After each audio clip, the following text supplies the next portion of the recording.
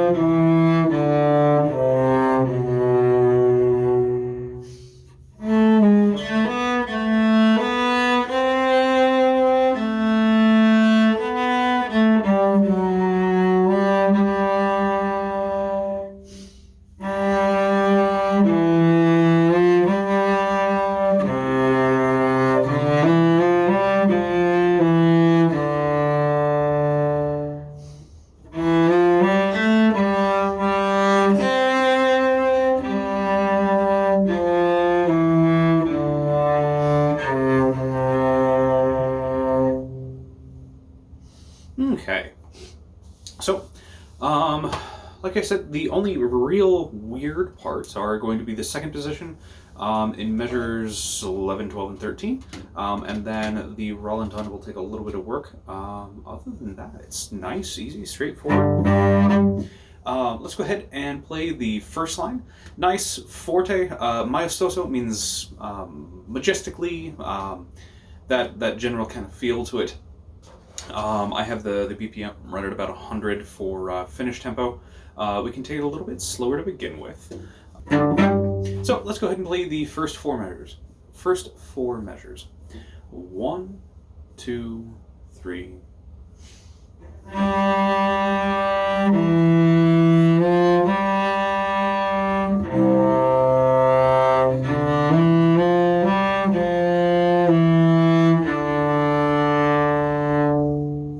Okay, let's do that one more time and then let's move on. So, 1, 2, 3.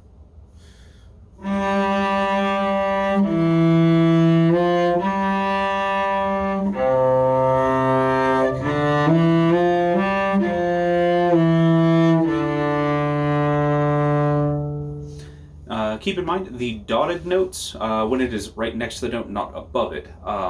When it is above it, it's an accent. It modifies how you play the note. When it is right next to the note, it modifies how long the note is held. So in the first measure, we've got 2 beats under the half note, and then we have we have a beat and a half with the dotted quarter, and then we have a half a beat with the 8th note.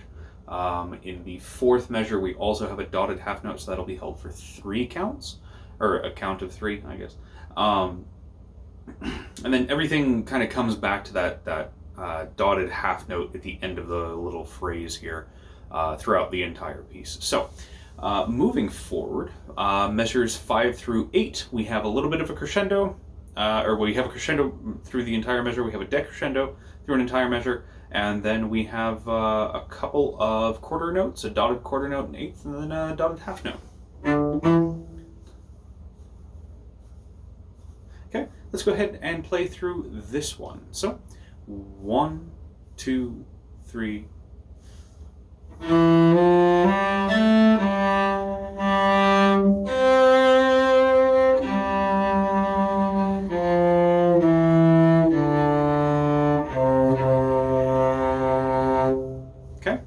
go ahead and do that one more time.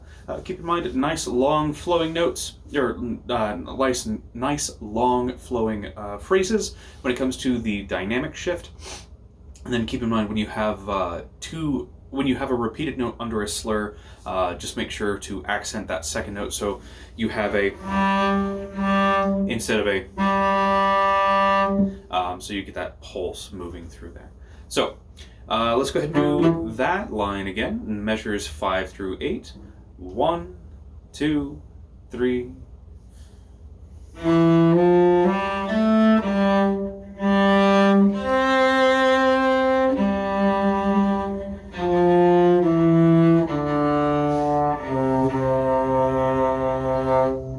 Okay. Moving forward, we start on piano. We start on piano on measure 9, rolling through into measure 13, so it does kind of carry over the second position carries over. But start in piano, we'll play to measure 12, and it should be nice and straightforward. Keep in mind though, measures 11 and 12, tail end of 11, and then all of 12 are going to be in second position, which is where your second finger is normally where your fourth finger goes. So keep that in mind. Okay, so let's go ahead and play through this once, and we'll work on that shift nice and slow. Yeah, let's play through it once. We'll take a look at it, and maybe we'll work on that shift by itself. So 1, 2, 3.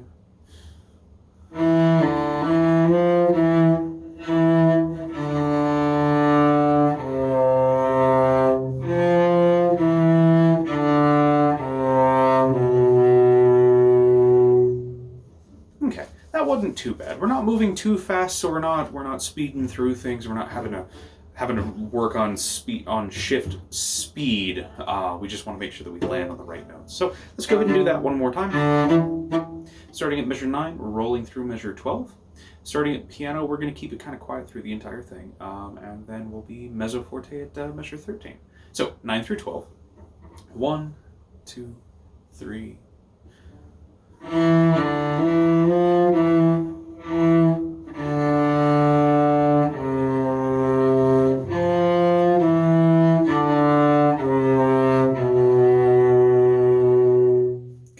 And then stay in second position for the beginning of 13. We're going to have 2 notes and then shifting back into first position. It'll sound like this.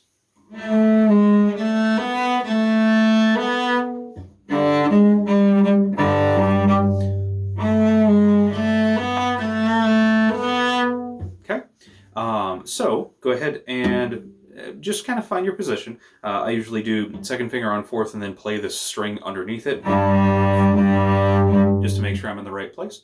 And the fingering is going to be 4, 3, so that'll be an A and then a G sharp, and then you play the open A string as your hand comes back into first position so that you can play that B on the A string with your first finger. So let's go ahead and do just measure 13, just so we can kind of work on that, because it is kind of in the middle of a broken phrase. Then we'll do the entire second position chunk, and then we can tie all that together. So just measure 13, starting in second position. 1, 2, 3.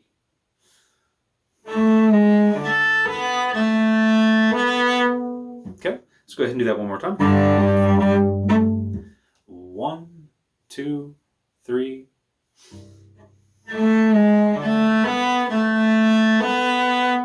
Okay, and then actually, you know what? Let's go ahead and back up to measure 11, just so we can get shifted into second position and kind of work on that by itself, and then tie it into measure 13 where we're back in first position.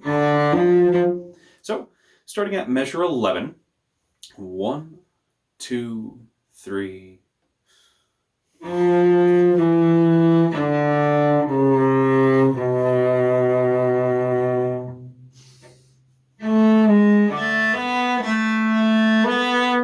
Okay.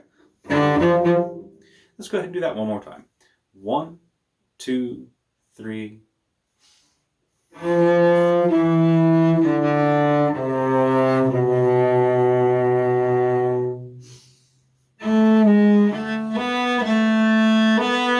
Okay.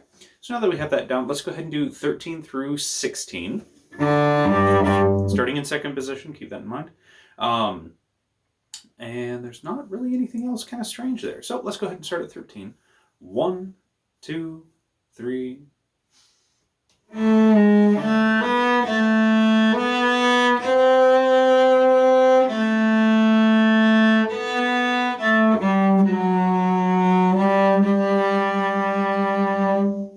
Let's do that one more time. 13 through 16. 1, 2, 3.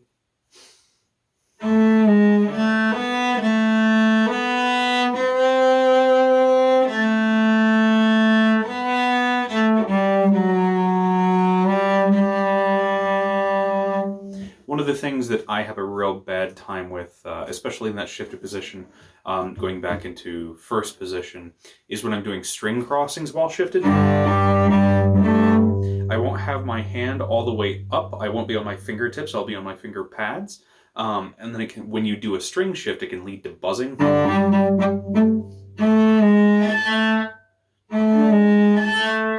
So at that point, you're going to want to make sure that your hand is rolled up and you're playing on your fingertips. So you get that instead of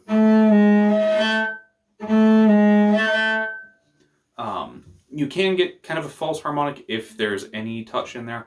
And sometimes just string crossings are gnarly. Sometimes they're just not great. They're definitely something to practice. And as you play more, you can get kind of a feel for how things are going. Also, make sure your bow is rosined. So let's go ahead and start at measure 17. So nothing strange here. Everything's nice and forte. So 1, 2, 3.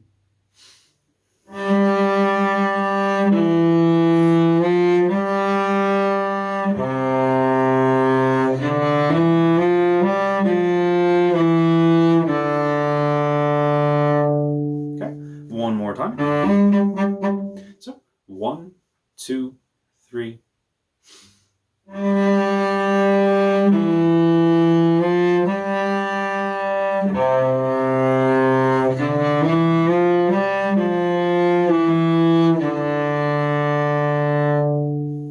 then let's go ahead and take it to the end. 21 to the end. The rallentando is basically kind of a relaxing, it's where you can kind of draw out, so you're not keeping the same exact rigid like BPM. You're using your own interpretation to kind of slow the music down and kind of get a little bit more feeling out of it. In this case, usually I slow it down, especially for the last two measures, I slow it down about like 30 to 50%. You'll see what we're doing here in a second. We'll play it through regular speed, no rallentando first, just so you can get kind of an idea of what's going on, and then with the rallentando the second time through, so you can kind of feel how things change when you start putting a little bit more expression into it. Now keep in mind we do have a crescendo through measure 21, and then a decrescendo through measure 22. So first time through, no rallentando. We're going to be keeping straight time, and we'll just go from there so that we can get a feel for what the notes actually sound like, and then second time through we'll do a rallentando. So 1, 2, 3.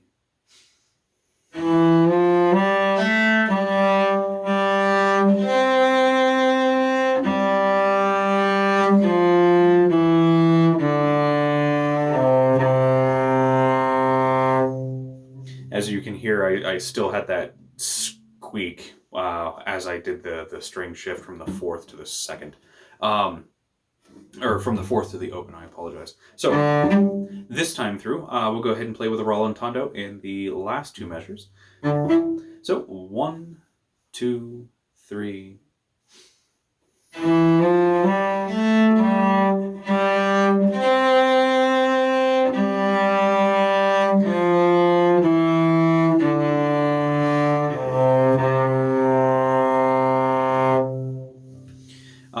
When you're playing solo, you have a lot more flexibility when you're playing with somebody else, especially with accompaniment, as this piece, as pardon me, this entire book is normally played with piano accompaniment. You do really have to make eye contact with your accompanist, and you really have to communicate how slow you're going. Rehearsal and practice works wonders for this as well. So let's go ahead and jump back to the beginning and see if we can play this entire thing through in one shot. And then we can work on getting it up to speed. So, and just to make sure I haven't drifted too far. Okay.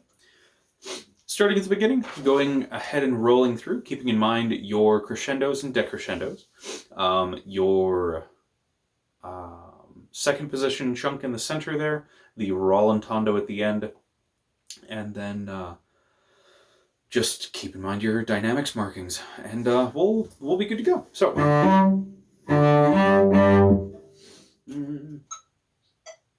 okay. So let's go ahead and play from the beginning all the way through, and then we can work on getting it up to speed. So, 1, 2, 3.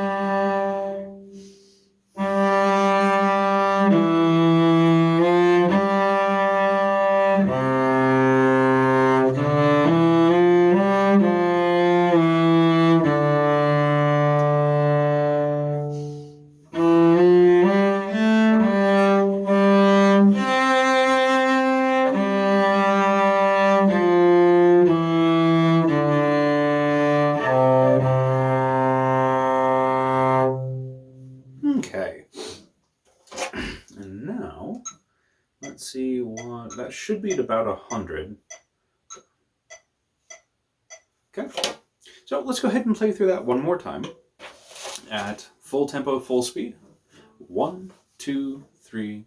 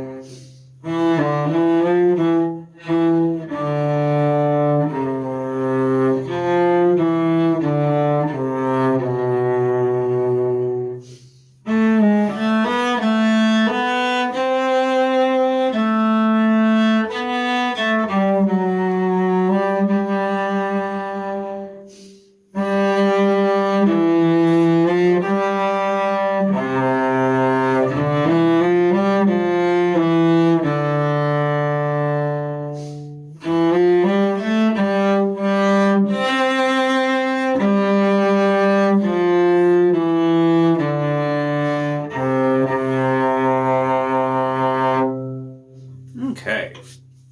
So, nice, easy, lyrical, quite fun. We do have one more thing to go through, and that's going to be the ear training. This is going to be something that really does help. It really helps you figure out where the right notes are on your instrument. Obviously, it helps to make sure that your strings are all in tune to begin with, because otherwise you'll be listening for the wrong things and feeling the wrong things. But as I was talking about earlier, to find second position, putting your second finger where your fourth finger normally goes, and then playing it in tune with a string below, just to make sure that you're in tune. This is basically what we're going to be doing here, except for we're going to be in first position. So go ahead and play your low open C, and then play your C on your G string, and then play them together. and you should feel the entire instrument light up and vibrate.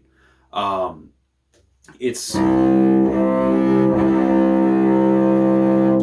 really neat feeling. You can tell exactly when you're in tune because everything vibrates perfectly. There's no like...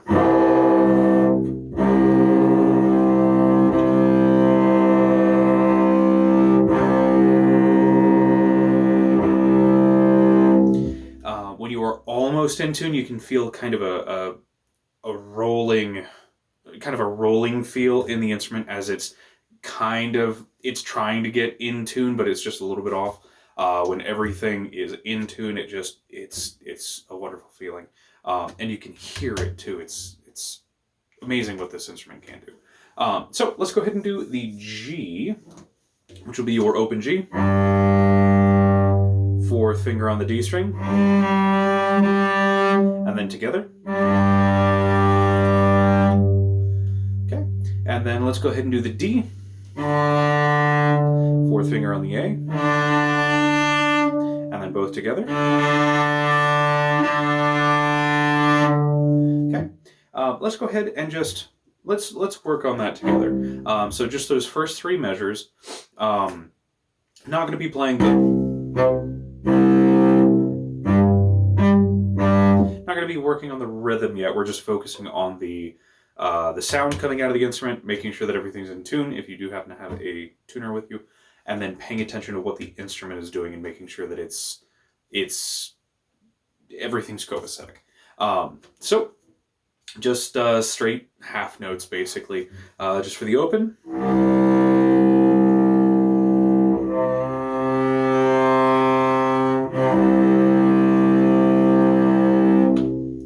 G.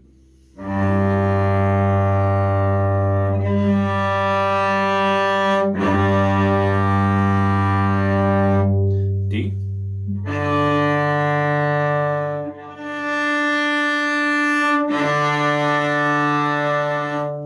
One of the other really cool things that you can do is if you have the D, for example, you can actually watch the open string start vibrating sympathetically. You're not playing it, you're not doing anything, but you can watch that open D string start moving of its own accord because of the vibrations and resonances within the instrument. And then the last measure is just a C thing again. So let's go ahead and play the rhythm that they have here. So it'll be da, or it'll be da, da, da, da, da, da, da, da, da, da, da, da. Okay, so nice and short, and then a held half note playing both. So let's go ahead and keep it just kind of nice and fast. So 1, 2, 3.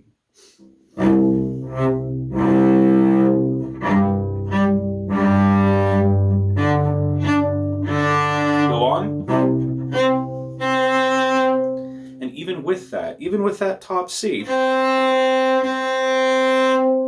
can still watch that open note, open string on the low end of your instrument start vibrating again. So let's go ahead and do that one more time, and then I think we will go ahead and call it a night. So just those 4 measures of the ear training. 1, 2, 3.